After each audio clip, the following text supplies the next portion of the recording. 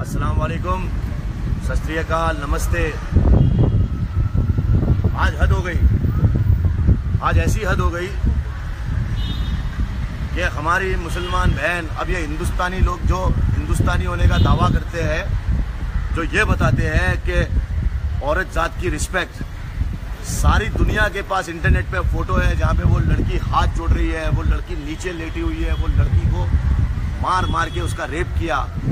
और हमको ये पहले न्यूज़ आ गई थी, मैंने कल वो पोस्ट किया था और उस पोस्ट में मैंने लिखा भी था कि लड़की के माँ बाप को फोर्स किया जा रहा है उसके नाना नानी को, ताकि वो बयान को बदल दे।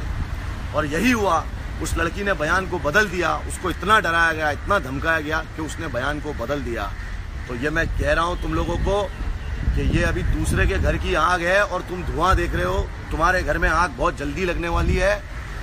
और अब यह मंजर है कि सरकार उनकी, प्रशासन उनका, कानून उनका, सब उनका हो गया है। और ये लड़की को इंशाल्लाह हम इंसाफ दिलाएंगे और इंसाफ दिला के रहेंगे। और मैं उसके साथ हूँ।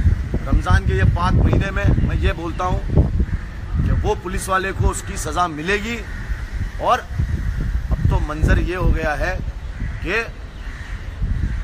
कोई ये, मतलब मेरे को लोग गालियाँ दे रहे हैं क्योंकि मैं ये कह रहा हूँ कि मैं मुसलमान हूँ भाई। और मैं, अरे तो क्या हो गया, मैं मुसलमान हूँ और मैं प्राउडली बोलूँगा कि मैं मुसलमान हूँ। और जिन जिन लोगों को मुझसे नफरत है ना, उखाड़ लो जो उखाड़ना है। और मैं सबसे पहले ये कहूँगा कि आज रमज़ान के महीने में मैंने पाकिस्तानी जो लोग हैं उनको उनकी माँ की गालियाँ दी थी। आज मेरे को बहुत गिल्टी हो रहा है कि मुझे किसी की माँ को गाली नहीं देनी चाहिए थी। रमज़ान के महीने में मैं उनको दिल से, तहे दिल से सॉरी बोलता हूँ, क्योंकि ये तो साले पॉलिटिशियन लोग हैं। इंसान तो सब एक है। पाकिस्तान और हिंदुस्तान एक माँ के दो बेटे हैं, बस करवट बदल के लेटे हैं। तो मैं उन लोगों से दिल से माफ़ी मांगता हूँ जिन लोगों ने मेरी माँ को गालियाँ दी थी, मैंने उनको गालियाँ दी थी।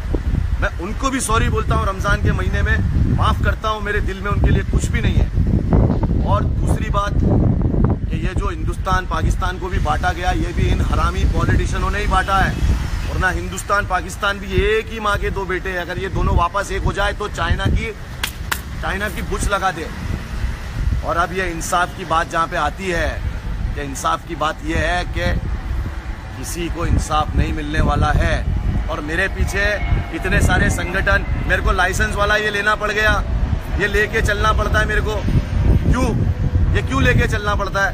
क्योंकि कुत्तों का भरोसा नहीं है। कुत्ते झुंड में कभी भी आ सकते हैं शेर को मारने के लिए, लेकिन शेर है ना, अकेला ही घूमता है।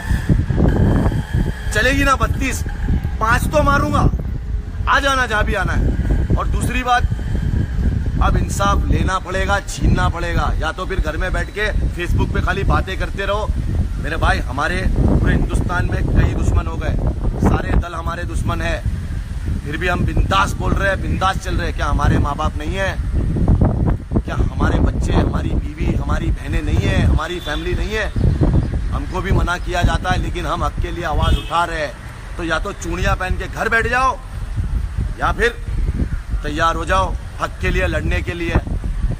और ये बात एक हिंदुस्तानी मुसलमान बोल रहा है। और अगर मेरे मुसलमान होने से किसी को प्रॉब्लम है ना, तो भाड़ में जाओ।